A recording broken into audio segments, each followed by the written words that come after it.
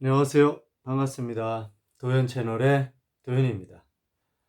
오늘의 이 영상은 제가 지난 시간에 소개를 해드렸던 삶과 죽음, 그리고 환생과 윤회 이야기, 그리고 이 유체 이탈에 대한 소개를 조금 해드렸었는데, 그에 관한 내용의 연장선상에서 좋은 내용이 하나 더 있어서 소개를 해드리고자 만들게 되었습니다.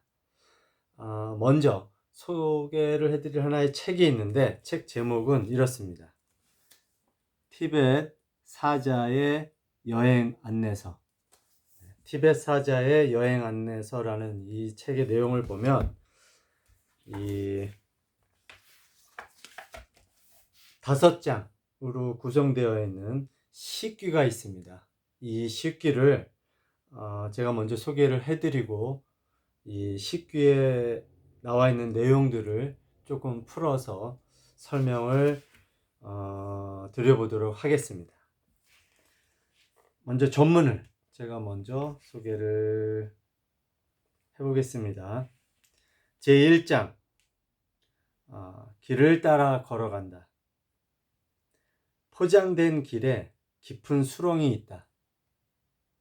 나는 그곳에 빠진다. 길을 잃었다. 희망이 없다. 그것은 내 잘못이 아니다.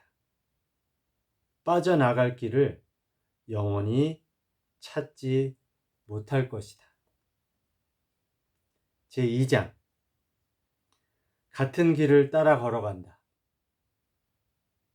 포장된 길에 깊은 수렁이 있다. 나는 그것을 못 본 척 한다. 다시 그곳에 빠진다. 내가 같은 수렁 속에 빠져 있다는 것을 믿을 수가 없다. 하지만 그것은 내 잘못이 아니다. 빠져나가려면 상당한 시간이 걸릴 것이다. 제3장, 같은 길을 따라 걸어간다. 포장된 길에 깊은 수렁이 있다. 나는 그 수렁을 보았다. 또다시 거기에 빠졌다. 그것은 습관 때문이다. 내 눈은 열려 있다. 내가 어디에 있는지 나는 안다. 그것은 내 잘못이다. 나는 즉시 빠져나온다. 제4장, 같은 길을 따라 걸어간다.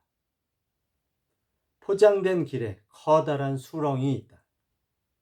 나는 비켜서 지나간다. 마지막 장, 제5장입니다.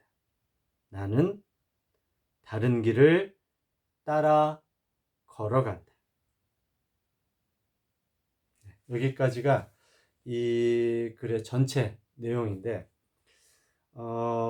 여기에 대한 내용을 좀 제가 설명을 해드리면, 제1장, 길을 따라 걸어간다. 여기에서 길을 따라 걸어간다라는 이 표현은 앞에서 소개를 해드렸던 윤회와 환생에 대한 그 길을 설명한다고 생각이 됩니다. 그리고 포장된 길에 깊은 수렁이 있다 라고 표현된 이 표현은 그 윤회의 환생의 길에 깊은 수렁, 즉 어리석음, 미망의 어리석음의 이 수렁을 표현하지 않나 생각됩니다. 나는 그곳에 빠진다. 그리고 길을 잃었다. 희망이 없다. 그것은 내 잘못이 아니다. 빠져나갈 길을 영원히 찾지 못할 것이다. 그 미망의 어리석음의 수렁에 빠져서 길을 잃게 되고 희망도 없으며, 그리고 그것이 내 잘못이 아니라고, 즉 인식을 못하는 상태가 되겠습니다. 그 인식을 하지 못하는 상태 때문에 빠져나갈 길을 영원히 찾지 못할 것이다. 이렇게 하고 제2장은 이제 다시 환생과 윤회의 길을 떠나서 다시 그 길을 따라 걸어갑니다. 역시 포장된 길에 깊은 수렁이 있다. 나는 그것을 못 본 척한다. 그리고 다시 그곳에 빠진다. 자, 제 2장에서는 그 깊은 수렁이 있음을 애써 외면하는, 네, 그리고 다시 그곳에 빠지게 되는 실수를 반복하는 것이죠. 그리고 같은 수렁 속에 빠져 있다는 것을 믿을 수가 없다. 하지만 그것은 내 잘못이 아니다. 본인이 그와 같이 자기 자신의 어리석음에 빠진 것을 믿지 못하고 또 그것이 자기 자신의 잘못이 아니라고 부정하는 것입니다. 빠져나가려면 상당한 시간이 걸릴 것이다. 제1장에서는 영원히 찾지 못할 것이다 라고 했는데 제2장에서는 빠져나가려면 상당히 시간이 걸릴 것이다. 영원이란 말은 사라졌네요. 자, 제3장 또다시 윤회와 환생의 길을 걸어 들어갑니다. 같은 길을 따라 걸어간다. 포장된 길에 깊은 수렁이 있다. 나는 수렁을 보았다. 네, 제3장에서는 비로소 그 어리석음과 미망의 그 깊은 늪을 보게 됩니다. 또다시 거기에 빠졌다. 그것은 습관 때문이다. 네, 본인은 그 어리석음을 보았음에도 불구하고 거기에 또 빠지고 말게 됩니다. 습관 때문이다. 이 습관이라는 것이 얼마나 고정되어 있는 그 편견 같은 것이죠. 도저히 거기에서 빠져나올 수 없을 것 같은 하나의 이런 습관 때문에 다시 거기에 빠지게 되는 것입니다. 하지만 내 눈은 열려 있다. 내가 어디에 있는지 나는 안다. 그것은 내 잘못이다. 나는 즉시 빠져나온다. 제3장에서는 비로소 자기 자신의 눈이 열려 있음을 알게 되고 그리고 본인이 어디에 있는지 알게 됩니다. 그리고 이때 비로소 자기 자신이 잘못했음을 그 빠지게 된 미망의 어리석음에 빠지게 된 것이 본인의 잘못임을 인식하게 됩니다. 자, 이 인식 때문에 나는 즉시 빠져나왔다. 이제 거기에서 빠져나오게 된 것이죠. 제4장 같은 길을 따라 걸어간다. 포장된 길에 커다란 수렁이 있다. 나는 비켜서 지나간다. 제4장 같은 윤회와 환생의 길을 들어섰지만 제4장에서는 그 미망의 어리석음의 그 윤회에 있음을 온전히 인식하고 그리고 거기에서 비켜서 지나갈 줄 아는, 즉 지혜의 빛을 비로소 발견하게 되는 것입니다.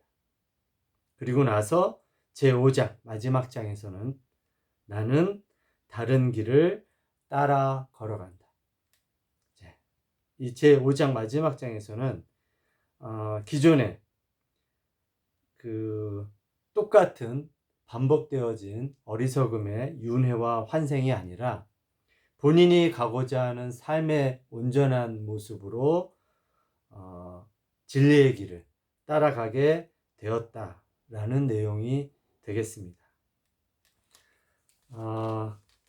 시를 통해서 이렇게 윤회와 환생을 설명을 해 놓았는데 결국 우리가 윤회와 환생을 반복하는 것은 그냥 반복하는 것이 아니고 그 반복을 통해서 우리가 미처 깨닫지 못했던 우리의 어리석음을, 미망을 발견하게 된다라고 하는 그 과정이 되겠고 그 과정을 통해서 우리가 제대로 우리 내면에 있는 자신의 빛을 발견하게 되고 궁극에 가서는 그 자신의 빛을 찾아서 온전한 진리의 삶으로 살게 된다라고 하는 내용을 담고 있지 않나 생각됩니다.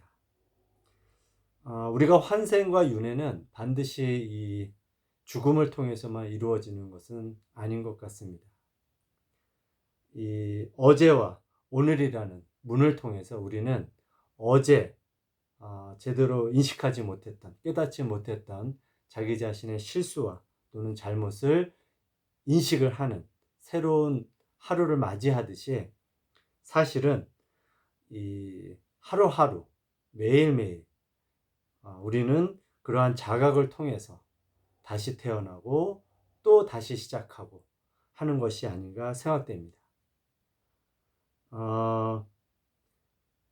사람들은 사실은 이 실수하는 것에 대해서 왜 자꾸 나는 실수를 할까라고 자책을 하는 모습이 많이 있지만, 그 자책하는 과정 속에 이 깊은 내면의 성찰이 깔려 있게 되고, 그러한 각성의 과정이 하루하루 쌓여서 그것이 수행의 귀한 밑거름이 되어서 보다 나은 내일을 맞이하게 되는 것이 아닌가라고 생각이 됩니다. 여러분들의 오늘, 또 여러분들의 어제, 그리고 여러분들의 미래는 어떻게 될까요? 여러분들의 실수가 여러분들의 오늘과 내일을 더 밝혀주는 빛의 등불의 걸음이 되리라 생각이 됩니다. 어떻게 생각이 되시나요? 감사합니다.